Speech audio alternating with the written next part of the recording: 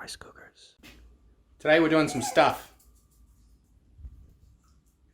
Managed to find some gas fitting tape which is suitable for petrol, and I'm refitting this plug for where a gauge would normally go with some thread tape on it. Got a cheap fluid filled gauge for the fuel pressure regulator. Don't need anything fancy, just need to set base pressure and then maybe use it for diagnosis in the future at some point. But yeah, no sense spending $80 on a fancy gauge. Set some thread sealer on here, pull it nice and tight. Very good, let's get that on.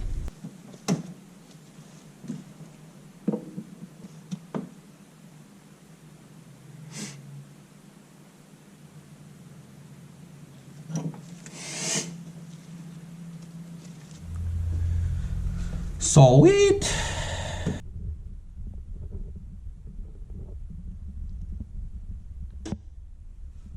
Next on the agenda is the knock sensor that I repinned to accept a K24 knock sensor.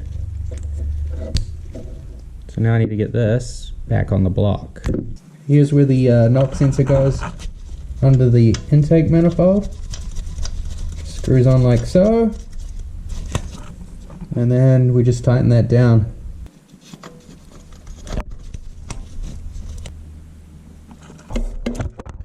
Oh, Jesus! Knock sensor. Next thing I gotta do before I forget is get this heat exchange pipe down into the thermostat for the this goes to the heater matrix, I believe. But before I get it in there, I need to get some grease on that O-ring that I've just cleaned up, so that it doesn't pinch or tear. Just a little bit of grease. Right, let's slide this back in here.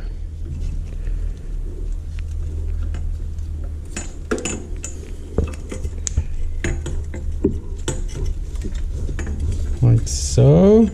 Get it roughly where it's supposed to go. That's the top of the thermostat just there, that plastic. And that's where the pipe needs to go.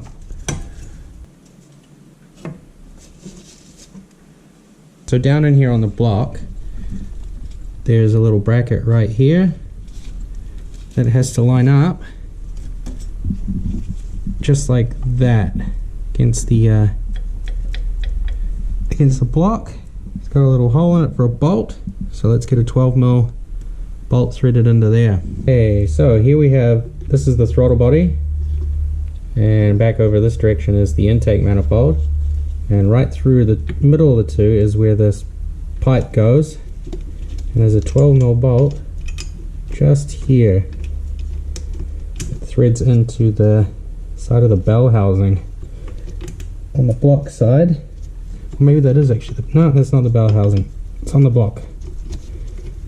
Thread that little sucker in right there. Looks like that piece here is lining up with the idle air control valve. Just gonna go on there by the looks of it. Alright, let's tighten up that 12. While we're here, we might as well run this coolant line for the idle air control valve that comes off of that pipe we just installed, that goes from the thermostat to the heater core. One less thing to do later, like so. Now for reference, this is the heater block or upper coolant block, I'm not really sure what you'd call it, for the K24. Got a port here that would normally line up with this, so it would pull water out of the top of the head and then back through, or it would probably, maybe it pushes water through the throttle body and then into here, that dumps into the top of the radiator and back around. So while I was looking at all this coolant system stuff and how to solve this problem, it got me thinking about the radiator too. So we ran a test fit of the rd1, and as you can see, the outlet is way off. The coolant outlet down at the bottom, or inlet, I'm not sure which way around these are, is facing the AC pump, so that's not going to work. Also, the rd5 radiator, which I've got sitting over there, is way too tall. It would have the coolant outlets at the right place, but the top of the rad would be sitting above this. I mean, technically I could adjust the lower mounts, but that radiator's cooked anyway, so I don't think it warrants chopping things apart. Yeah, look, it's all like, yeah, she's not good, not happy, seen better days. Some of it's even falling apart down the sides. Yeah.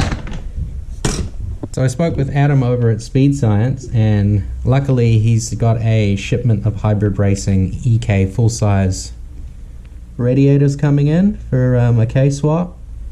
So I'm going to pick up one of those, some low-profile fans that I can run one to the coolant temperature switch and one to the AC system. Racing radiator also comes with fittings along the top here. I think there's one here and maybe one here. Threaded fittings, so you can run a temperature sending unit to the dash, which is going to be tied into the the Hybrid Racing cabin loom is what that's going to be tied into, along with the fan switch, which can be bolted in here somewhere. I'm going to run my switch off the thermostat at the bottom, so I'll leave that plugged. But the sending unit for the dash was originally going to come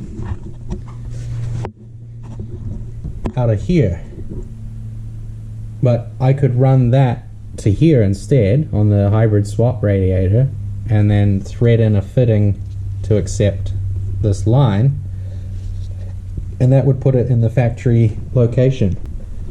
That hole looks big enough to thread enough to flow enough water. I mean, it is just doesn't need a lot of water. I don't know what I'm saying.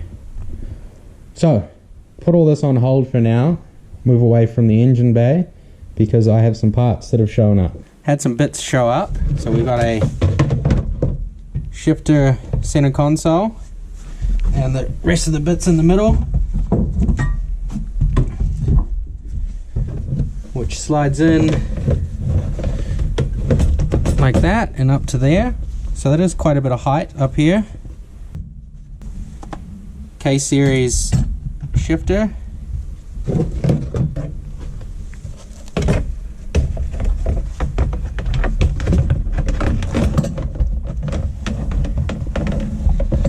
Slide it over everything like so.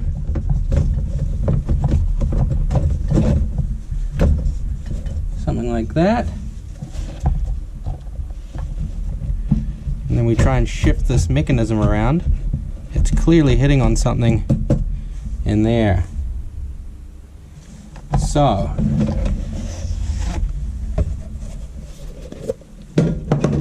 this lever here, I think, is what's hitting.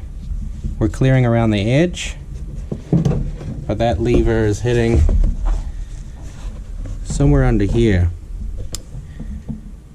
So let's take off this shift boot to start with, and then we'll start looking at how much space we have. Got that boot removed.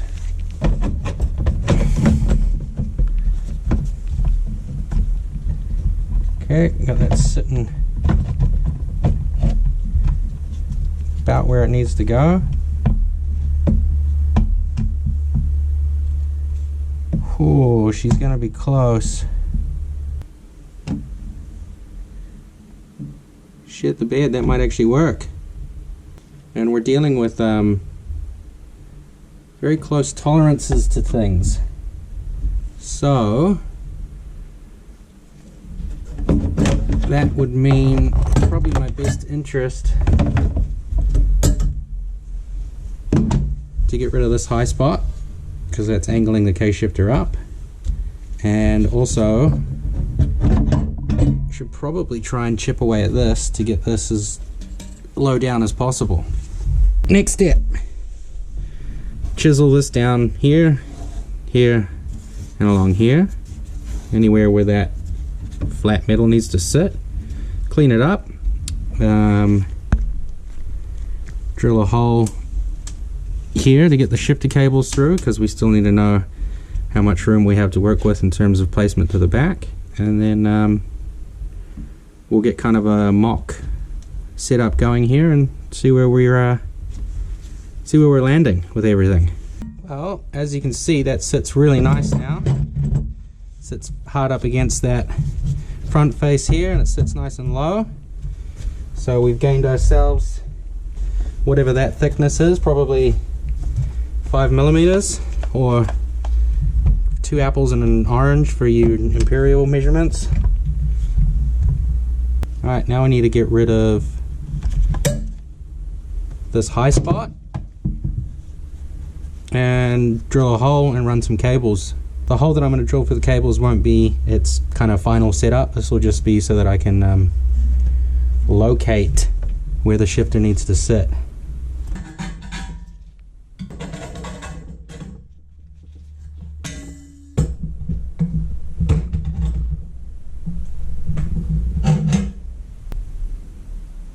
Right, now that should allow the shifter to mount flat. The reason why I went through all of this nonsense is because I have no cutoff wheel at the moment. Here we are under the car. This is where we're going to punch a hole for the shifter cables.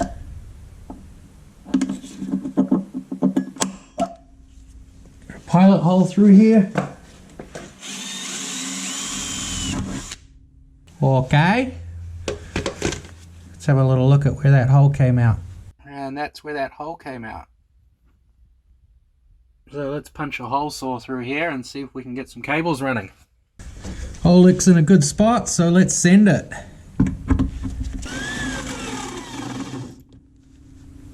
Oh, hurrah!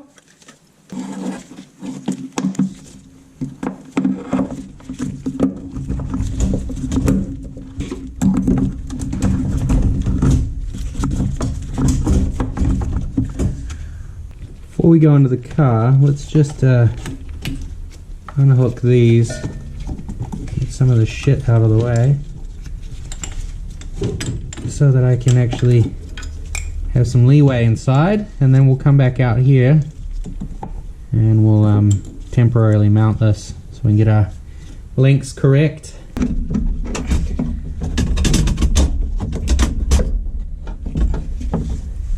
Alright, let's go back to the shifter.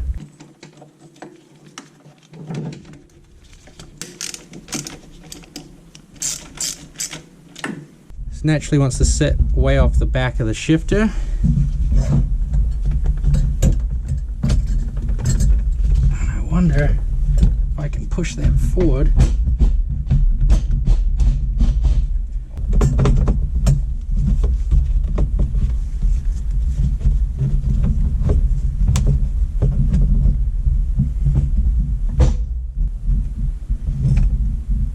I think this is going to work. Now, let's see, where this normally mounts is something like that, and I think this plastic is getting in the way a little bit, but that's no biggie. Well, shit.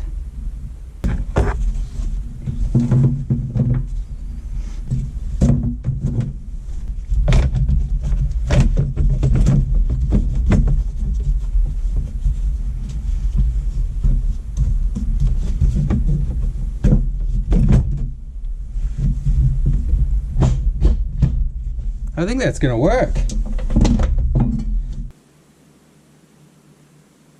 Let's mount this bracket to the floor.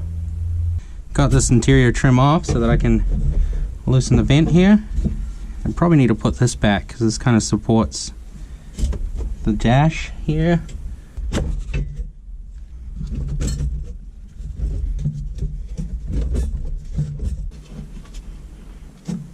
12 mils in there, and then on the side another 12.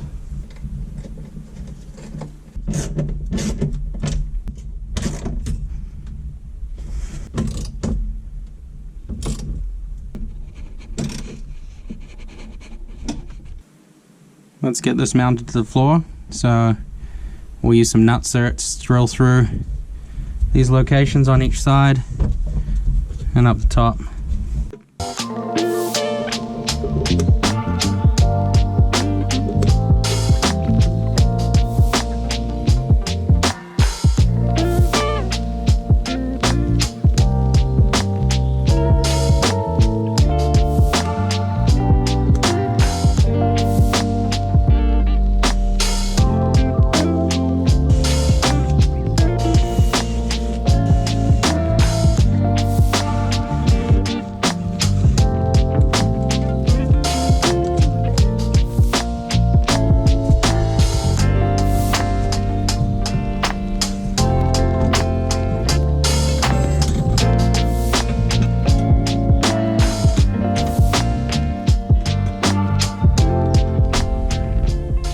Okay, I think that's going to work.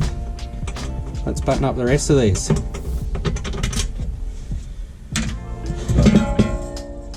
These are 10 mil bolts and M6 riv nuts.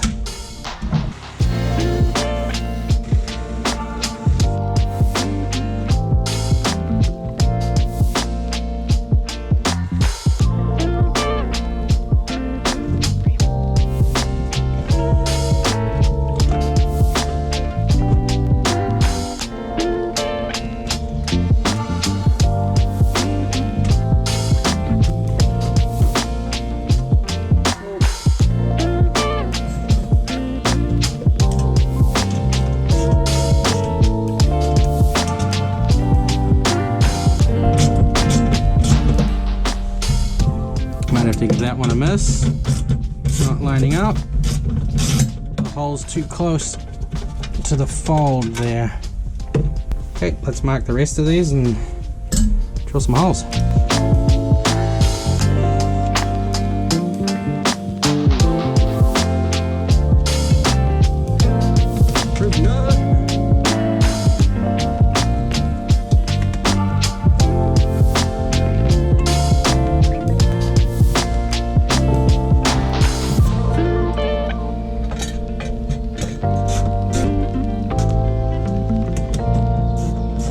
That is pretty tight. Shit, I think that's gonna work. And it can pretty much go, it can go as far back as this carpet section will allow it. Okay, I'm just gonna mark this.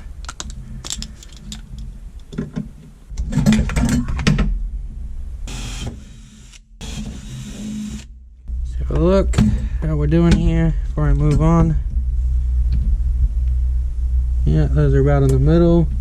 Yep, I think I'm happy with that. The last ones were like M6, and these are for kind of like a 12 mil. So I'm guessing these are M7 or M8, but I don't know. There's no markings on these rib nuts. I can't remember what sizes I ordered. So, might have to figure that one out for yourself.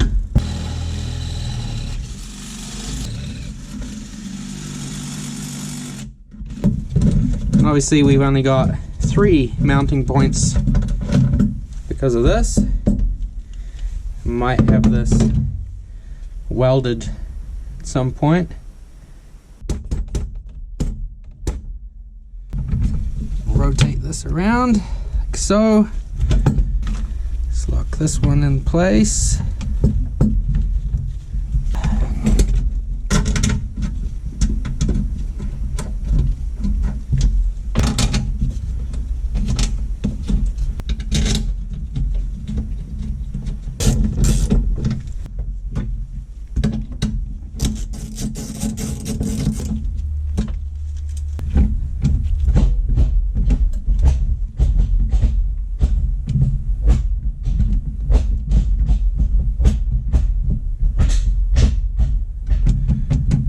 Wow.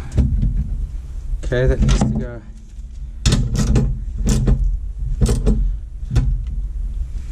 Why isn't that tightening that all the way down and nice and secure? Is it supposed to float a little bit?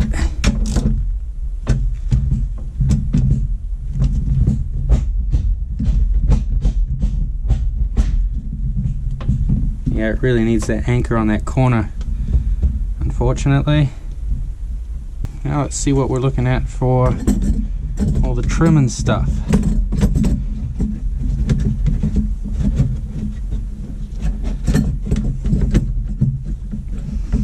Might have to make an alteration there to get this to go down.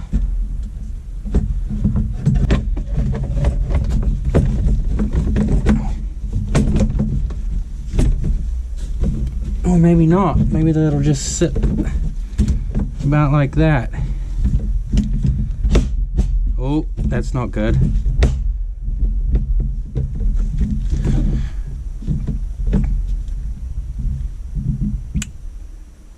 Shit. Well, there goes our first issue. Ideally, the whole shifter needs to come back a little bit. Need to make a little bit of a clearance adjustment for this. Somewhere through there. There. Just cut that plastic out of the way. Okay, I've got the back of this kind of temporarily locked in place. Let's see how far back I can take this shifter before the factory trim starts becoming a problem. I think we're looking at about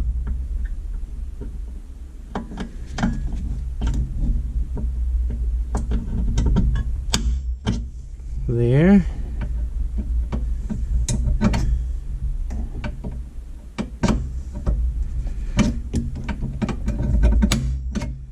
About there.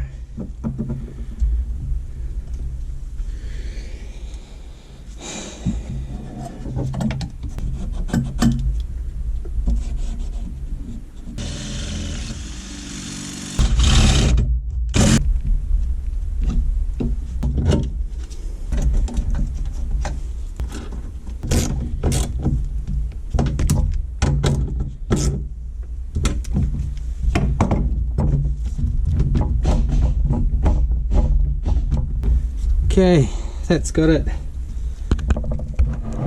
sitting off the back here now. So let's run a little test fit.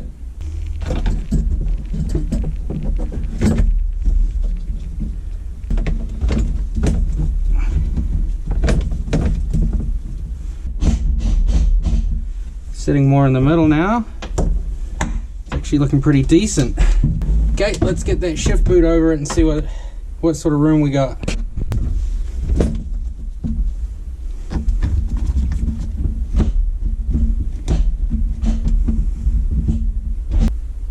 Me dead. Still got to fit this stuff, which is kind of like lower storage compartment. Let's have a look at how this goes in. Filthy as shit. Jesus.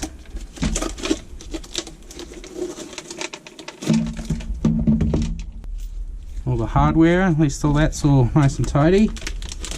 Right, I need to clean this because that's just... Got this cleaned up a little bit. Let's see if we can get it in here.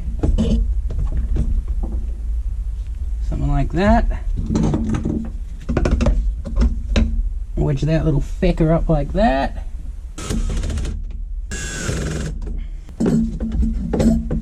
Something like that.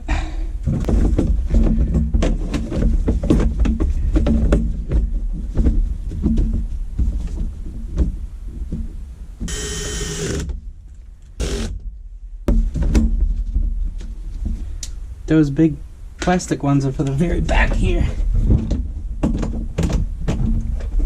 Anchor that so it can't come away. There's a slight gap here Might be able to space that away because I've shifted everything back slightly. It's causing a little bit of a problem there.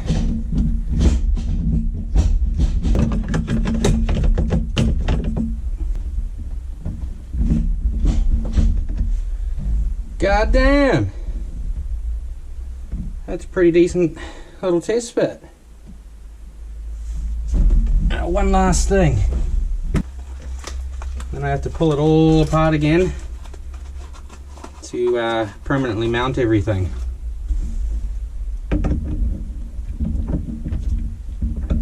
Four-star Dragon Ball. Proto Sakai. Fucking Gohan's Dragon Ball. Oh, right, I can work with that.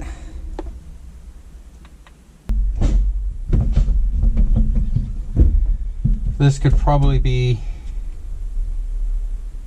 a little higher, ideally.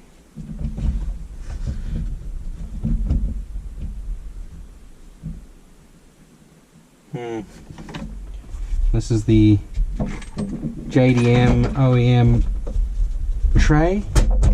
Is that going to get in the way? Nope. But don't know if I'll be able to have a handbrake with this tray. So the handbrake needs to go down here.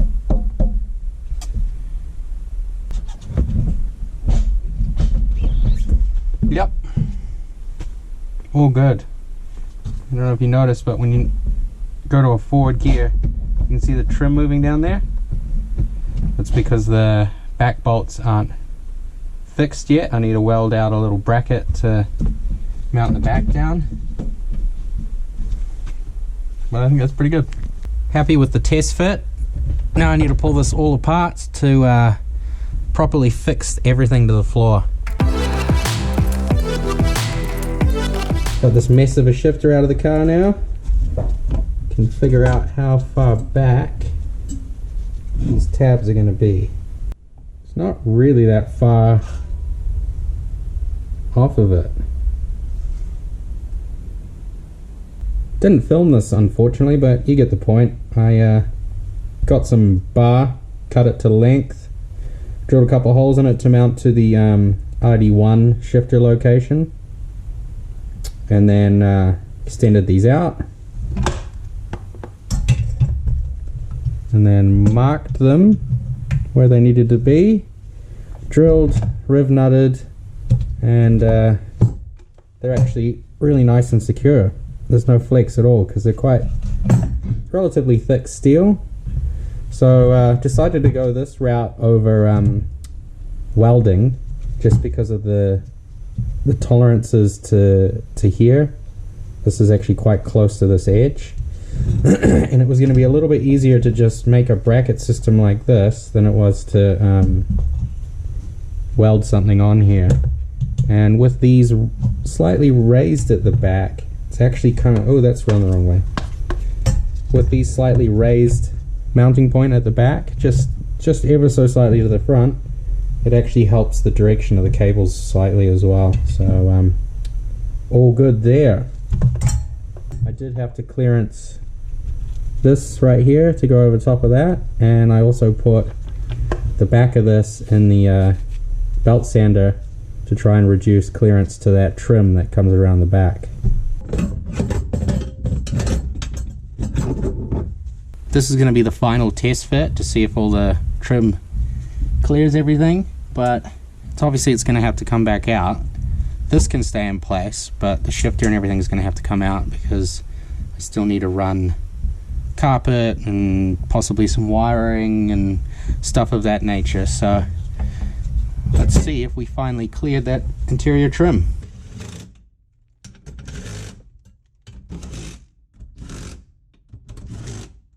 Those 10mm bolts also have a bit of Loctite on them. Very nice. Happy with that. Nice and secure. Now let's move on to the trim. Because the distance here is increased just slightly, I need to space this out at the bottom just a touch. So for those bottom screws, I'm going to put a little spacer. I got a little bit of grease on these to hopefully get them to stay in place.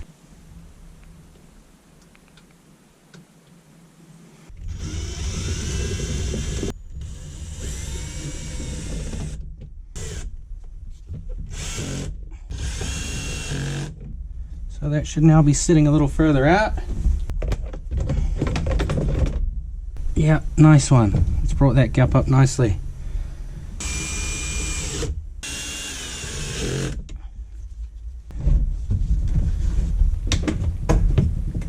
There we go.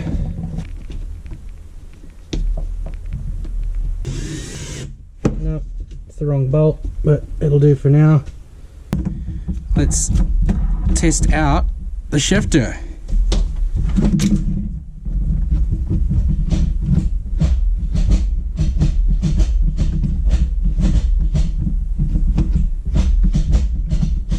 Good. How about that? And we got storage here. That gap's gone so that stuff can't fall down it, which is nice. Cool. That'd be it. That's a wrap on the shifter. Pretty big step for the CRV.